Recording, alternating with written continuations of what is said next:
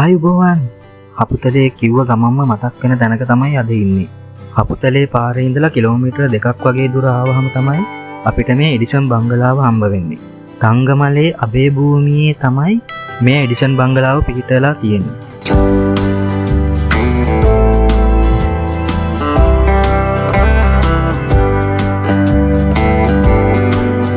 මේ ස්ථානයේ මේ වෙද්දි පාලනය වෙන්නේ ශාන්ත බෙනඩික් ආරාමය මගින්. 1962 ඉඳලා ආධුනික තාපසයන් පුහුණු කිරීමේ මධ්‍යස්ථානයක් වශයෙන් තමයි මෙතන භාවිතා වෙන්නේ.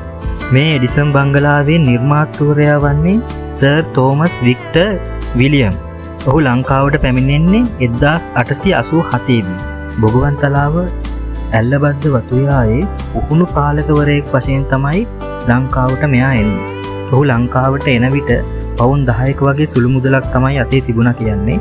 ඔහු ලංකාවෙන් පිට වෙන විට මේ වගේ සුවිශාල මන්දිරයක අයිතිකාරයෙක් බවට පත් වෙලා ගිහින් තියෙනවා.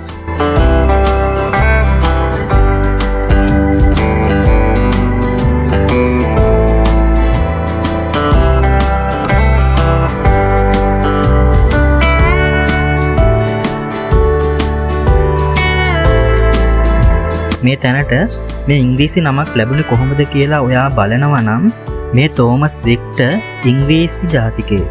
ඔහු ඉපදුනේ එංගලන්තයේ කෙන්ට් වල එඩිසන් කියන ගමින්.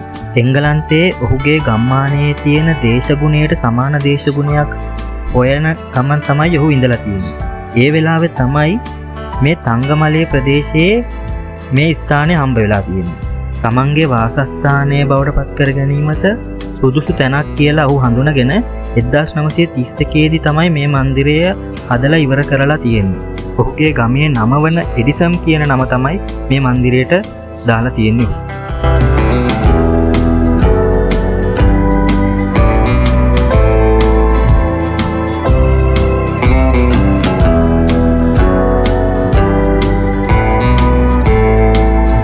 මේ බංගලාවට සම්පූර්ණයෙන්ම කළුගල් තමයි යොදාගෙන තියෙන්නේ.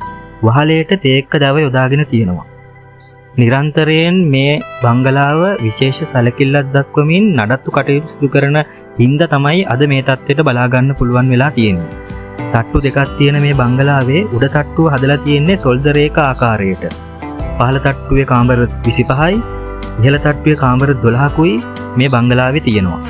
මේ බංගලාව නිර්මාණය කරලා තියෙන්නේ නුවරඑළිය පෝස්ට් ඔෆිස් එක HNB බැංකුව හදපු MALD සිල්වා කොන්ත්‍රාත්කරුවා තමයි මේ බංගලාවත් හැදුවා කියලා කියන්නේ.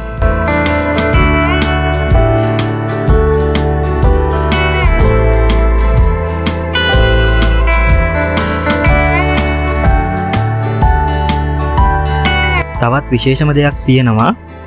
ඒ තමයි ඔයාට මෙතන නවතින්න පුළුවන්. සාධාරණ මුදලකට ඒ පහසුකම ඔයාලට දීලා තියෙනවා මෙයාලා. මෙතන නැවතිලා විවේක ගන්නවා කියන්නේ හරිම සුන්දර අත්දැකීමක් ඔයාගේ ජීවිතයට. මෙතන අවන්හලකුත් තියෙනවා ඔයාට ආහාර මිලදී ගන්නත් පුළුවන්.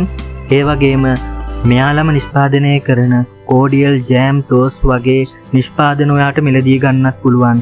මේ වත්තේම හැදෙන පළතුරු වලින් රසකාරක නොමැති ජෑම් කෝඩියල් සෝස් වගේ නිෂ්පාදන මෙතනින් ඔයාට මිලදී ගන්න පුළුවන්.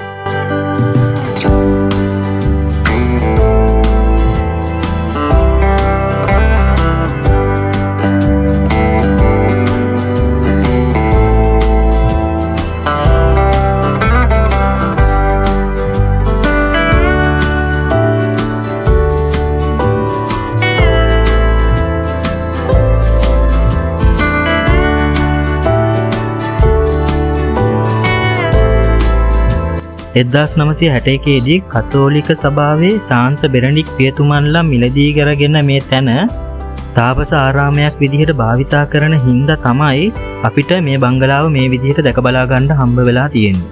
මේ අවට පරිසරය හරිම ප්‍රිය උපදවන සුන්දරත්වයක් තමයි මවන්නේ. විවිධ මල් වර්ග, පළතුරු ගස් වර්ග, ඒ වගේම ලස්සන තේ වත්තක්, මල් වත්තක් වගේ තමයි බැලු බැල්මට අපිට බලා ගන්න පුළුවන් වෙන්නේ මේ තැන.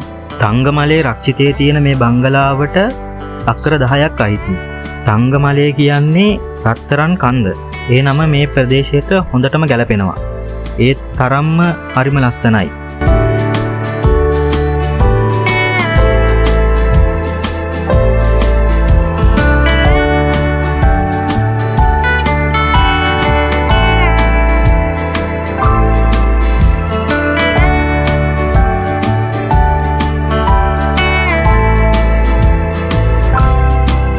මේ බංගලාවේ ඇතුළෙත් විශේෂ දේවල් රාශියක් තියෙනවා. ඉතින් මේ බංගලාව ඇතුලේ ෆොටෝ ගන්න වීඩියෝ කරන්න අවසර නැහැ. අපි මේ දෙයට එකඟ වෙලා ඇතුලේ වීඩියෝ කරේ නැහැ. විශේෂ අවසරයක් අරගෙන පුළුවන් මේ දේවල් කරන්න. සංචාරකයන්ට මේ බංගලාවේ පැත්තයි බලන්න පුළුවන් වෙන්නේ. ඉතුරු පැත්ත බලනවා නම් විශේෂ අවසරයක් ගන්න වෙනවා. මේ වෙලාවේ නම් සංචාරකයෝ ගොඩක් ඉන්නවා මෙතන.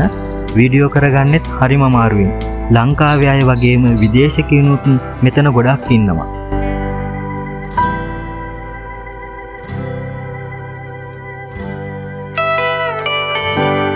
අදට මෙතනින් සමුගන්නවා. ජය වේවා ඔයාලට.